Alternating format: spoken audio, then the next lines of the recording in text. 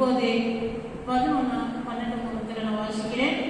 நீங்க எதிர்பார்த்திருக்கும் முடிவை உங்களுக்கு கொடுக்கும்படிக்கு நான் உங்கள் பேரில் நினைத்திருக்கிற நினைவுகளை அறிவே என்று கர்த்தர் சொல்லுகிறார்.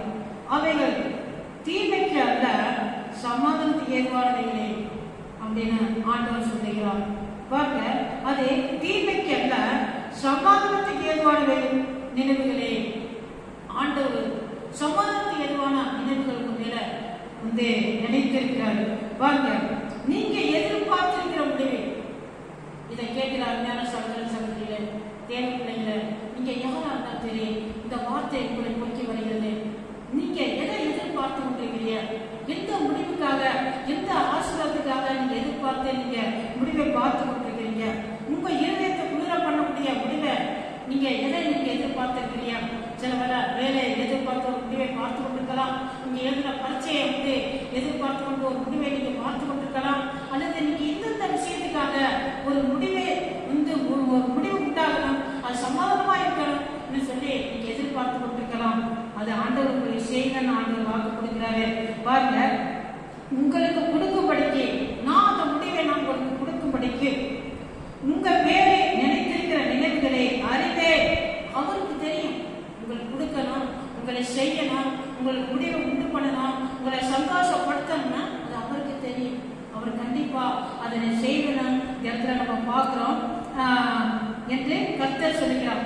அவைகள் தீமைக்கு அல்ல, சமாதானத்துக்கு ஏதுவானவைகள் நினைவுகளா இருக்கிறது. அதுதான சகோதர சகோதரிகளே, கர்த்தர் உங்கள் சமாதானத்துக்கு ஏதுவான முடிவை உண்டு பண்ணுவாரு.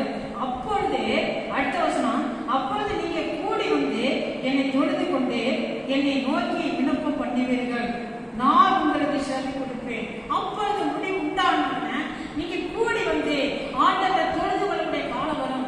ஆண்டவரை நீங்க துதிக்கக்கூடிய நாள் வருது சீக்கிரமாக. ஏன் முடிவு ஆண்டவர் உங்களுக்கு தந்துட்டாரு, உங்களை சந்தோஷப்படுத்த போறாரு, உங்க இதயத்தை குளிர பண்ண போறாரு. நீங்க தேவ சமூகத்துல கூடி அவரை தொழுது கொண்டு அவர் சமூகத்துல நீங்க விண்ணப்பம் பண்ண போறீங்க, கண்ணீரோட ஆண்டவர் நன்றி சொல்ல போறீங்க. விதமாக நம்ம பார்க்கிற அருமையான சகோதர சகோதரிகள, நீங்க எதுவாக இருந்தாலும் சரி, நீங்க ஆண்டவரை நோக்கி நீங்க காத்திருக்கிறீங்க. கண்டிப்பா ஆண்டவர் உங்களுக்கு முடிவை சீக்கிரமாக தர போறாரு. அது அவருடைய இதயத்தில் இருக்குது. அவர் உங்க மேல நினைவாக இருக்கிறார்.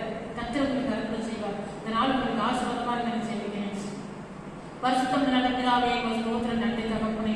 ஆண்டவரே ஸ்தோத்திரம். இந்த வேத வசனத்தை கேட்டார் உடைய பிள்ளைகளை ஒவ்வொருத்தரையும் ஆண்டவரே அப்பா அதை கேட்கிற அருமையான சகோதர சகோதரிகள் யாரா இருந்தாலும் எதுக்காக எதிர்பார்த்து கொண்டு முடிவுக்காக காத்திருக்கிறார்களோ, ஏசாப்பா ஸ்தோத்திரம், சமாதானத்துக்கு ஏதுவான ஆண்டவரே முடிவுகளை உண்டு பண்ணுங்க ஆண்டவரே. ஸ்தோத்திரப்பா, உடைய பிள்ளைகளை கேட்கிற ஒவ்வொரு சகோதர சகோதர எதையும் குளிரட்டும் ஆண்டவரே. ஸ்தோத்திரையா, சந்தோஷப்படட்டும் ஆண்டவரே. ஸ்தோத்திரையா, ஏசாப்பா அவர்கள் ஆண்டவரை கூட்டி நீ தொழுது கொண்டு ஆண்டவருக்கு நன்றி சொல்லத்தக்கதாக ஆண்டவரே அவருக்கு நல்ல ஒரு முடிவை உண்டு பண்ணுங்க ஆண்டவரே. ஸ்தோத்திரம் ஏசாப்பா, கிரியை செய். இந்த கருத்தை ஒப்பு கொடுக்கிறோம்.